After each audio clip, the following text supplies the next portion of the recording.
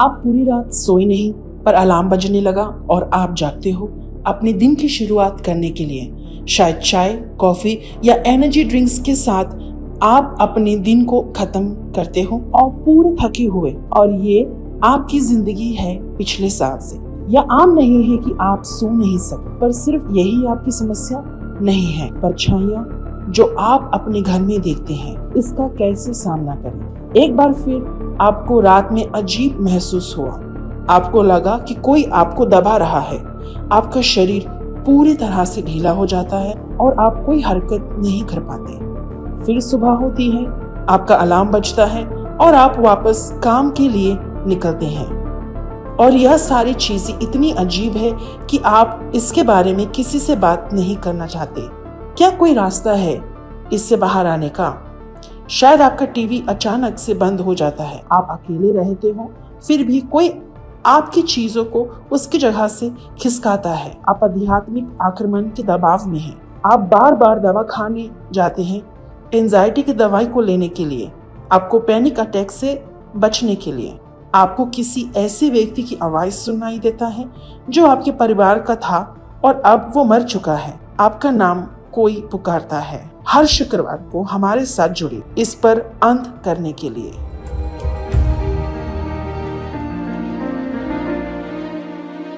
हमसे जुड़े wing A 207 Kailash industrial complex, Vikhroli west, Mumbai, Maharashtra.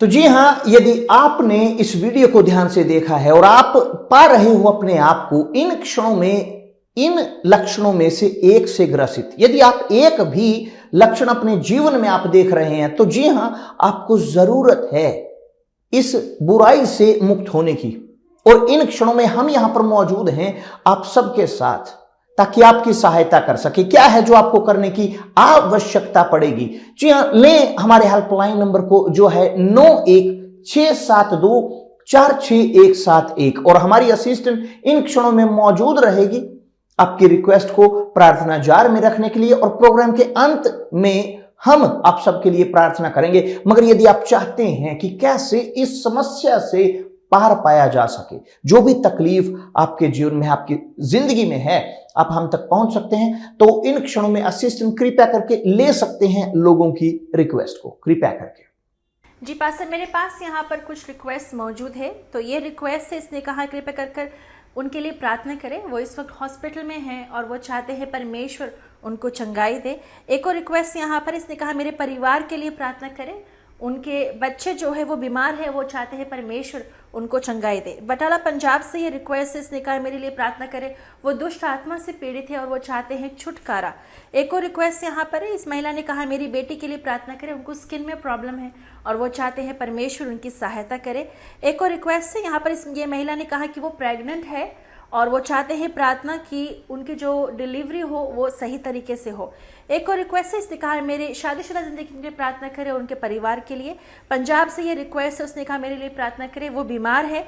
Delhi से इसने कहा है, इस व्यक्ति ने कहा है कि मेरे बेटे के लिए प्रार्थना करें, उनका बेटा ड्रग्स से एडिक्टेड है, उनको ड्रग्स की लत है और वो चाहते हैं परमेश्वर उनको छुटकारा दे। तो अगर अभी भी आपने अपनी रिक्वेस्ट को नहीं भेजा है, आपके पास ये मौका है कि आप अपनी रिक्वेस्ट को यहाँ पर भेज सकते हैं। हम यहाँ पर आपकी सहायता के लिए हैं और हम आपको काउंसलिंग देने के लिए भी यहाँ पर है। अगर आप मिलकर आकर हमसे बात करना चाहते हैं, हम यहाँ मुंबई में मौजूद हैं और आपको कुछ भी देने की ज़रूरत नहीं है, ना तो काउंसलिंग के लिए और ना तो प्रार्थना के लिए, बिल्कुल मुफ्त है। हम यहाँ पर आपकी सहायता करना चाहते हैं। एक और रिक्वेस्ट यहाँ पर है वेस्ट बंगाल से, इसने कहा है कृपया करके मेरी आर्थिक ज़िंदगी के लिए प्रार्थना करें। वो बहुत ज़्यादा कर्जे में डूबा हुआ है और वो चाहते हैं परमेश्वर उनके लिए रास्ता निकाले। एक और रिक्वेस्ट छत्तीसगढ़ से है, इसने कहा है मेरी शादीशुदा ज़िंदगी के लिए प्रार्थना करें, उनके पति जो है उनको धोखा दे रहे हैं और वो चाहते हैं परमेश्वर की सहायता। एक और रिक्वेस्ट यहाँ पर है, इस महिला ने कहा है उनके भाई के लिए वो चाहते हैं प्रार्थना। और पंजाब से ये रिक्वेस्ट थी, ये महिला बीमार है और वो चाहते हैं परमेश्वर उनकी सहायता करे। नेपाल से ये रिक्वेस्ट है, उसने कहा है मेरे परिवार वालों के लिए प्रार्थना करें। शिमला से ये रिक्वेस्ट है, इसने अपने हस्बैंड के लिए प्रार्थना चाहा है, वो बीमार है। और मुंबई से ये रिक्वेस्ट है, इसने कहा है कि मेरे परिवार के लिए प्रार्थना करें, उनके परिवार में बहुत सारे लड़ाइयाँ और झगड़े होते हैं। मेरे पास यहाँ पर कुछ और रिक्वेस्ट मौजूद है जो मैं इस प्रोग्राम के दूसरे हिस्से में मैं यहाँ पर रहूँगी इस रिक्वेस्ट को लेने के लिए, पर आप जारी रख सकते हो अपने रिक्वेस्ट को भेजने के लिए। और याद रखें कि आप संदेश भी हमें लिखकर भेज सकते हैं। अगर आप तनाव से पीड़ित हैं,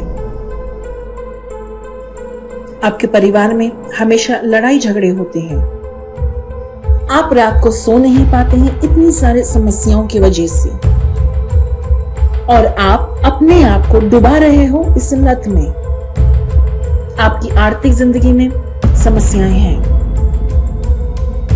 एक जगह है जहां पर आपको सहायता प्राप्त हो सकती है।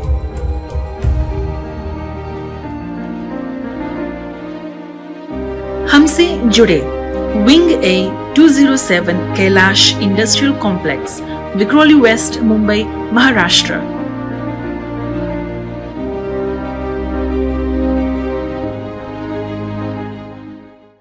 तो जी हां, और आप तक हम यहां पर पहुंच रहे हैं।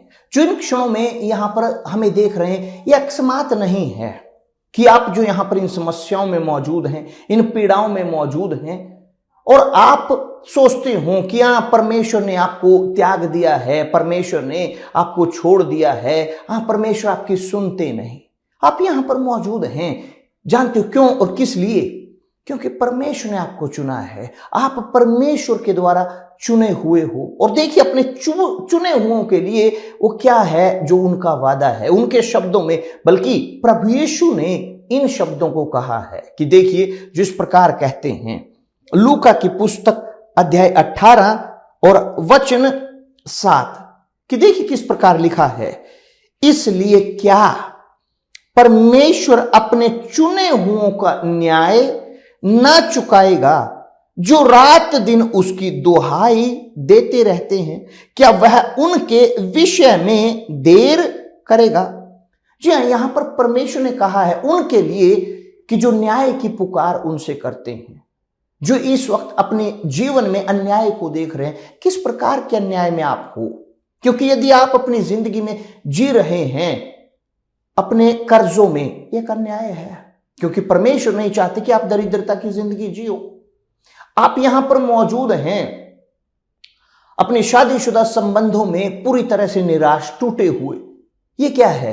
एक प्रकार का न्याय, क्योंकि परमेश्वर थे जिन्होंने आदम और हव्वा को रचा एक दूसरे के लिए, और शादी एक दूसरे के साथ रहने के लिए है, ना कि एक दूसरे से दूर, ना कि लड़ाइयों में, झगड़ों में। आप जिस परिवार में अपने देख रहे हो बच्चों को आपसे दूर जाते हुए, आप जो देख रहे हैं इन क्षणों में अपने परिवार के अंदर समस्याएं, लड़ाइयां, प्रॉपर्टी को लेकर, जी हां इन चीजों को लेकर, ये क्या है? एक प्रकार का न्याय। क्योंकि क्या परमेश्वर चाहेंगे कि आपके परिवार में आप लड़ो, झगड़ो? नहीं। और ठीक इसी के लिए है कि यहां पर आप इस न्याय की दुहाई उन्हें दे सकते हो, और इसी के लिए है कि हम यहां पर आपके सामने मौजूद हैं। कल हम अपनी सभा के दौरान मौजूद रहेंगे सवेरे 10 बजे, जो आप यहां पर मौजूद हैं। अब सब के लिए हम पुकार करने जा रहे हैं। यदि आप मुंबई से हैं तो हम तक आप यहां पर पहुंच सकते हैं।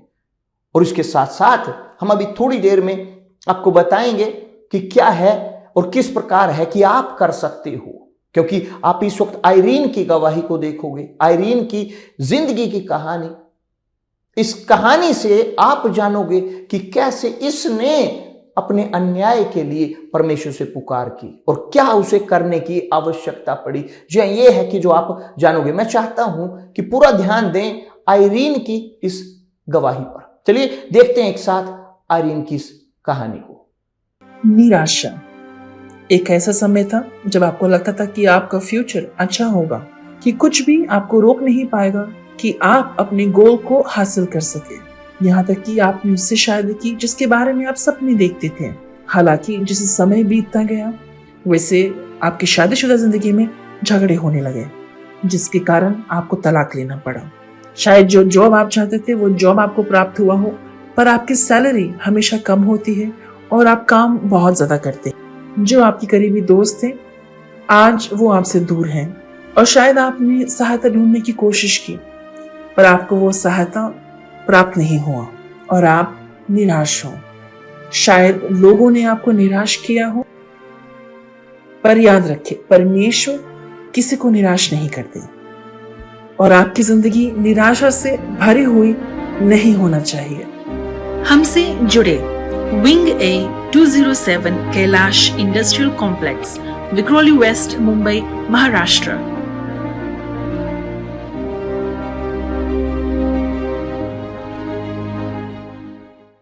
आयरीन लतनराम है और यूनिवर्सल चर्च में मैं आई थी सहायता ढूंढने के लिए। जब मैं आई थी मैं बीमार थी, मेरे सिर में हमेशा दर्द रहता था, मैं सो नहीं पाती थी और मेरी आत्मा में एक बोझ था। मैं इतनी पीड़ा में थी, मैं सहायता ढूंढ रही थी पर मुझे कहीं वो सहायता प्राप्त नहीं हो रहा था। और फिर मैंने यूनिवर्सल चर्च के बारे में सुना एक न्यूज़पेपर में और उस वक्त वो रुमाल दे रहे थे, तो मैं आई थी उस रुमाल को प्राप्त करने के लिए। मुझे लगा था कि अगर मुझे वो आशीष भरा हुआ रुमाल मिलेगा तो मैं ठीक हो जाऊंगी, पर मुझे बताया गया कि आपको आना है, मुक्ति की सभा में हिस्सा लेना है।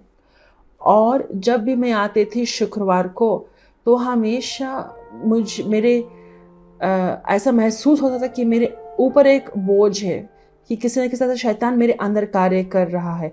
और हर शुक्रवार को मुझे बुरा महसूस होता था और जैसे मैं आती थी ऐसा था कि कुछ मेरे अंदर से बाहर निकलता था। और ये बहुत समय तक ये हो रहा था, करीब 1 साल तक चर्च में मैं थी और ऐसा हो रहा था। और बहुत मैंने हिस्सा लिया सभा में और मैंने देखा कि ये शुक्रवार का जो ये समस्या है ये ख़त्म नहीं हो रहा है। और एक ऐसा समय आया कि मैं थक चुकी थी इस समस्या से, क्योंकि हर शुक्रवार मैं आती थी और हर शुक्रवार को ये बुराई मेरे अंदर से बाहर आता है। और ये इसलिए हो रहा था क्योंकि मैं पालन नहीं कर रही थी, क्योंकि जो भी चर्च में बताया जाता था मैं सुनती थी पर मैं वो करती नहीं थी। और फिर एक अभियान आया और मैंने निर्णय लिया कि मैं इसमें हिस्सा लूँगी। और मैंने कहा कि परमेश्वर इस अभियान में मैं सब कुछ दूंगी।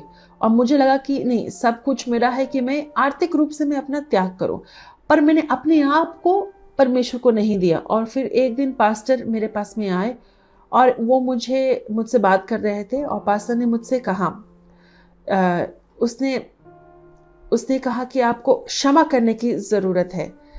और तब मुझे एहसास हुआ कि मैंने क्षमा नहीं किया था। मुझे पता था कि मुझे क्षमा करना है, पर मैं क्षमा करना नहीं चाहते थे। क्योंकि मैं अपने बारे में नहीं सोच रही थी, मैं उस दर्द के बारे में सोच रही थी कि जो दर्द लोगों ने मुझे दिया, वो लोग जिन्होंने मुझे तकलीफ दी, और मैं क्षमा नहीं करना चाहते थे। और मुझे एहसास नहीं हुआ कि मैं अपने आप को तकलीफ दे रही थी और मैं उनको तकलीफ नहीं दे रही थी। और फिर मैंने क्षमा किया। मुझे समय लगा कि मैं उस घृणा को छोड़ूं और उनको क्षमा करूं। और जब मैंने क्षमा किया, शैतान ने मुझ पर अटैक उनका बंद हो गया। मैं बुरा महसूस करना मैंने बंद कर दिया और मैंने अभ्यास करना शुरू किया। जो भी बताया जाता था, वो सिर दर्द गया, मुझे पता भी नहीं कि वो कब गया, मैं जानती भी नहीं। मैं बेहतर होने लगी, क्योंकि पहले मैं बहुत गुस्सा करती थी और वो गुस्सा चला गया। मेरी परिवार की जो संबंध हैं वो पहले टूटा हुआ था और मैं उनसे घृणा करती थी, अपने परिवार वालों से, क्योंकि मैं उनको ब्लेम करती थी कि उनके कारण मैं इस तरह से हूँ। पर मैंने उनको भी क्षमा किया। और जब मैंने देखा कि परमेश्वर ने मुझे ठीक किया अंदर से, तो मैंने पवित्र आत्मा का खोज मैंने शुरू किया। और मैंने सीखा था कि जैसे वचन में लिखा है कि जब आप परमेश्वर के राज्य को सबसे ऊपर आप उसकी खोज करते हो, तब सब कुछ परमेश्वर आपको देंगे। तो मैंने सबसे ऊपर परमेश्वर के राज्य को रखा। तो मैं जानती थी कि मुझे सबसे ज़्यादा ज़रूरी है कि पवित्र आत्मा मुझे प्राप्त हो। और मैंने निर्णय लिया कि मैं सब कुछ करूँगी, मैं पाप करना बंद करूँगी, मैं गलत करना बंद करूँगी, क्योंकि मैं झूठ भी बोलती थी, क्योंकि मैं फिर भी झूठ बोली। तो मैंने निर्णय लिया कि मैं झूठ बोलना मैं बंद करूँगी कि मुझे पवित्र आत्मा प्राप्त हो। और मैंने ये किया। और मुझे याद है कि बुधवार की सभा थी जब मुझे पवित्र आत्मा प्राप्त हुआ, और उसके बाद में मेरे अंदर बहुत ज़्यादा बदलाव होने लगा। मैंने देखा कि किस तरह से मैं करती थी पहले, मैं चीज़ें अलग प्रकार से करने लगी। और पवित्र आत्मा प्राप्त करने के बाद मैंने अपनी आर्थिक ज़िंदगी पर मैंने फोकस किया, और यहाँ तक कि मैं सोलोमन के मंदिर गई ब्राज़ील में। और जब मैं वहाँ पर गई, सोलोमन के मंदिर जाने के बाद में मेरा जो दृष्टिकोण था वो बदल गया, क्योंकि मेरा काम जो था बहुत अच्छा था और मैं अच्छे पोजीशन पर थी और मुझे लगता कि मैं हमेशा काम करूँगी। पर जब मैं वापस आई, मैंने रिज़ाइन किया। मैंने कभी नहीं सोचा कि मैं वो करूँगी, और परमेश्वर ने मेरे दृष्टिकोण को बदला। और फिर मुझे एक अपॉर्चुनिटी मिला कि मैं एक बिज़नेस खरीदूं, और मैंने बिज़नेस खरीदा और आज मैं अपना ऑन बिज़नेस कर रही हूं। और ये मेरे लिए सबसे शानदार अभियान है। आप जब खुद के लिए काम करते हो तो मेरे पास समय है परमेश्वर के लिए और उन चीज़ों से दूर रहने के लिए जो इस दुनिया की है, और मैं ध्यान लगा सकती हूँ परमेश्वर के शब्द पर ज़्यादा।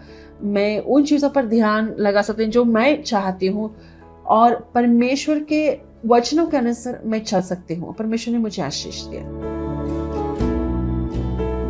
इस वीडियो में आप जानोगे कि कैसे क्षमा करें 3 कदमों में। पहला कदम, चुने क्षमा करने को। कि अगर आप इंतजार करो क्षमा करने का, या इंतजार करो कि कोई आपसे आकर क्षमा मांगे, तो ये शायद कभी भी ना हो। तो पहली चीज जो आपको करने की जरूरत है कि आपको एक निर्णय लेने की जरूरत है। मैं क्षमा करना चाहता हूं। मैं इस बोझ को ना लेकर जाने का निर्णय करता हूं। मैं अतीत को नहीं बदल सकता, मगर मैं अतीत को रोक सकता हूं कि मेरे भविष्य को खराब ना करे। दूसरा कदम है आप जीतो। ये कभी भी आसान नहीं है कि भूलना। शायद आप अपनी चीज को ना भूले हो जो आज तक हुआ हो, मगर जीतना एक साहसी व्यक्ति का एक सबसे बड़ा गुण है। कल्पना कीजिए कि आप इस चीज को, अपनी कहानी को दूसरे लोगों को बता रहे हो कि देखिए मैं एक दिन इस चीज से होकर गुजरा, ऐसा हुआ, मगर इसने मुझे नष्ट नहीं किया, मैंने इसको जीता। तीसरा कदम कि आप समझो क्षमा करना परमेश्वर को प्रसन्न करता है। यह सबसे महत्वपूर्ण है। प्रभु यीशु ने हमें इस प्रकार प्रार्थना सिखाई है कि हमारे अपराधों को क्षमा करो जैसे हमने अपने अपराधियों को क्षमा किया। ये आपके पास सबसे मजबूत कारण है कि आप अपने अपराधों के लिए क्षमा मांग सकते हो। जब आप त्याग करते हो अपने घमंड को, अपने अहम को, आप एक मजबूत उम्मीदवार बनते हो कि परमेश्वर आपको ऊपर उठाएं। और यही प्रभु यीशु ने कहा है कि जो अपने आप को विनम्र बनाएंगे उनको ऊपर उठाया जाएगा, परमेश्वर उनको ऊपर उठाएंगे। तो अगर आप इस प्रकार के व्यक्ति को जानते हो कि जिनको मुश्किल आती है क्षमा करने में, तो हमारे कमेंट सेक्शन में उसको यहाँ पर आमंत्रित करें हमारी वीडियो को देखने के लिए, और सब्सक्राइब करें हमारे चैनल को ताकि आप अगली वीडियो को ना खोएं। तो जी हाँ, और देखिए कितनी मजबूत कहानी इनकी है, आइरीन की कहानी से, कि जो उसे सलाह मिली, जो परमेश्वर के सेवक ने उसे सलाह दी, उसने उसे स्वीकार किया, ग्रहण किया। और यही है कि जो मेरे दोस्त हम यहां पर आपके लिए करने जा रहे हैं। मगर इन क्षणों में यदि आप भी चाहते हैं कि मैं क्या करूं, हमारा हेल्पलाइन नंबर आप सबके लिए मौजूद है, आप सबके सामने उपलब्ध है, जो है 9167246171। और इसके अलावा मेरे दोस्त यहां पर हमारी असिस्टेंट एक बार फिर मौजूद रहेंगी आपकी रिक्वेस्ट को प्रार्थना जार में रखने के लिए, और अपने पानी को तैयार कर लें क्योंकि उसके एकदम पश्चात हम अपनी प्रार्थना करने जा रहे हैं। तो चलिए लेते हैं असिस्टेंट लोगों की रिक्वेस्ट जो यहाँ पर हमें अपनी रिक्वेस्ट को भेज रहे हैं, कृपया करके ले सकते हैं। जी, मेरे पास यहाँ पर कुछ और रिक्वेस्ट मौजूद है। तो पंजाब से ये रिक्वेस्ट है, इसने कहा मेरे पति के लिए प्रार्थना करें, उनके पास कोई काम नहीं है और वो चाहते हैं परमेश्वर उनकी सहायता करे कि उनको काम मिल सके। एक और रिक्वेस्ट है यहाँ पर, इस महिला ने कहा है कि उनके अंदर हमेशा आत्महत्या की इच्छाएं आती हैं और वो चाहते हैं इससे छुटकारा पाना। मुंबई से ये रिक्वेस्ट है, इस व्यक्ति ने कहा कि वो बीमार है और वो चाहते हैं परमेश्वर उनको चंगाई दे। बिहार से ये रिक्वेस्ट है, इस महिला ने कहा है कि मेरे आध्यात्मिक जिंदगी के लिए प्रार्थना करें। महाराष्ट्र से इसने कहा है कि उनके परिवार में शराब की लत की समस्या है और वो चाहते हैं इससे छुटकारा पाना। गुजरात से उसने कहा उनकी आर्थिक ज़िंदगी में समस्याएं हैं और उनका बिजनेस है जिसके लिए वो प्रार्थना चाहते हैं। उत्तर प्रदेश से उसने कहा है मेरे परिवार के लिए प्रार्थना करें, उनके परिवार में आर्थिक समस्याएं भी हैं और पारिवारिक समस्याएं भी हैं। मेरे पास कुछ और रिक्वेस्ट है जो इस वक्त मैं नहीं ले पाऊंगी, पर आप सबके रिक्वेस्ट को हम अपने इस प्रार्थना जार में यहाँ पर शामिल करने जा रहे हैं, जहाँ पर हम आप सबके लिए प्रार्थना करेंगे। और आप जो बीमार है इस वक्त या आपके ज़िंदगी में समस्याएं हैं, आप इस वक्त हमारे साथ में इस प्रार्थना में हिस्सा ले सकते हो। तो अपने परिवार को इकट्ठा कर सकते हो, अपने साथ में एक गिलास पानी तैयार कर सकते हो और जुड़ सकते हो। बहुत ही जल्द हम यहाँ पर प्रार्थना करने जा रहे हैं। तैयार कर ली अपनी पानी के गिलास को, क्योंकि अब है समय प्रार्थना का। तूने वो लहू बहाया है, सारी दुनिया को बचाया है। तूने वो लहू बहाया है, सारी दुनिया को बचाया है। कभी तूने किसी से न कुछ मांगा, कभी तूने किसी से न कुछ चाहा, कभी तूने किसी से न कुछ मांगा, कभी तूने किसी से न कुछ चाहा। तेरा लहू बड़ा कीमती है प्रभु, तेरा लहू बड़ा कीमती है, तेरा लहू बड़ा कीमती है प्रभु, तेरा लहू बड़ा कीमती है।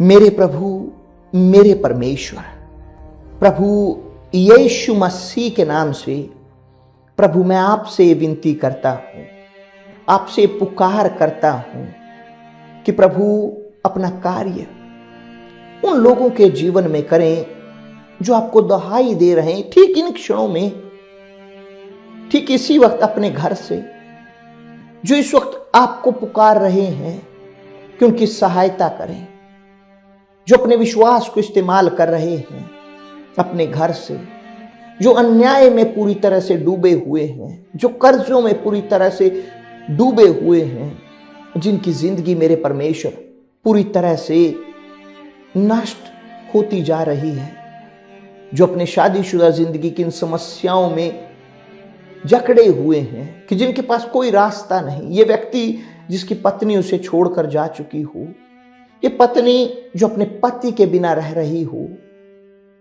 ये व्यक्ति जो दवाइयों पर निर्भर हो, क्योंकि मेरे परमेश्वर आपने मनुष्य को बीमारियों से परिपूर्ण नहीं बनाया, आपने मनुष्य को रचा पूर्णता के साथ, स्वास्थ्य के साथ, कि प्रभु इन क्षणों में ये व्यक्ति, ये महिला आपके आशीष को ग्रहण करें, कि उनकी जिंदगी से यह न्याय दूर हो, क्योंकि प्रभु आप न्याय संगत हो।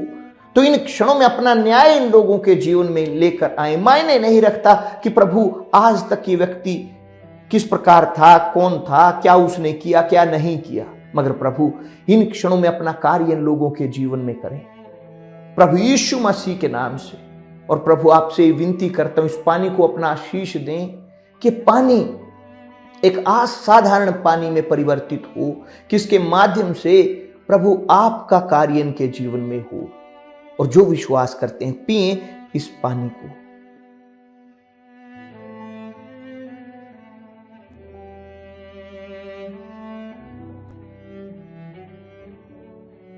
और ग्रहण करें इन्हीं क्षणों में परमेश्वर के आशीष को, ग्रहण करें इसी वक्त परमेश्वर के सामर्थ्य को, और ग्रहण करें इन्हीं क्षणों में एक सुनिश्चितता कि आज से, इन क्षणों से आपके जीवन से ये अन्याय दूर होगा।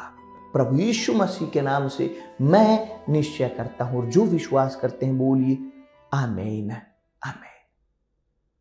बोलिए धन्यवाद परमेश्वर, आमीन। मेरे दोस्त, सुनिश्चित तौर पर कि परमेश्वर ने आपको यहां पर स्पर्श किया है, सुनिश्चित तौर पर आज से आपके जीवन में यह बदलाव होगा।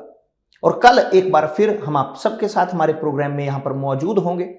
तो आज यहीं पर अपने प्रोग्राम की समाप्ति करते हैं कि परमेश्वर आप सबका भला करे, परमेश्वर आप सबके संग रहे। May God bless you.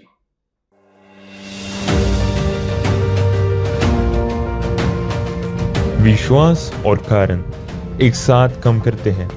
दुनिया वाली ही सोचे कि दुनिया मूर्ख है, लेकिन वास्तव में विश्वास बुद्धिमान है। यह हमें सिखाता है कि हमें खुश रहने का अधिकार है।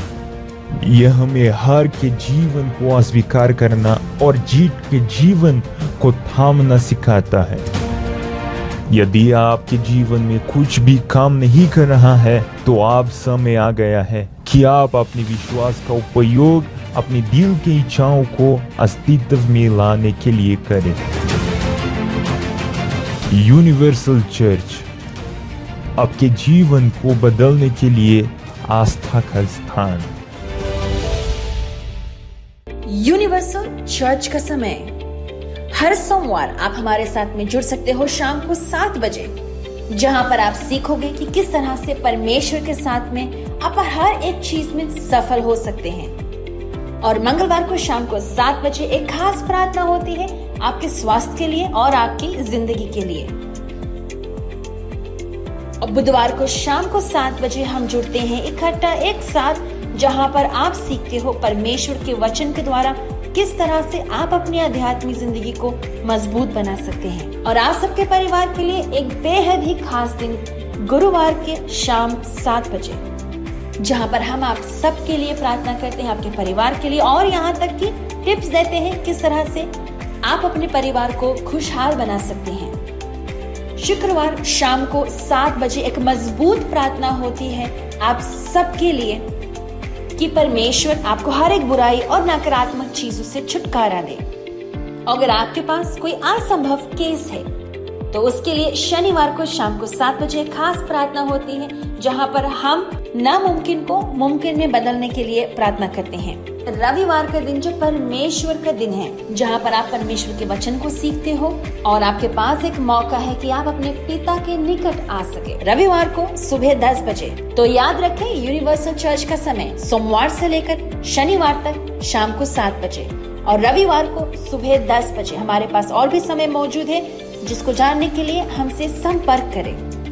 यूनिवर्सल, जहां एक नई जिंदगी आपका इंतजार कर रही है।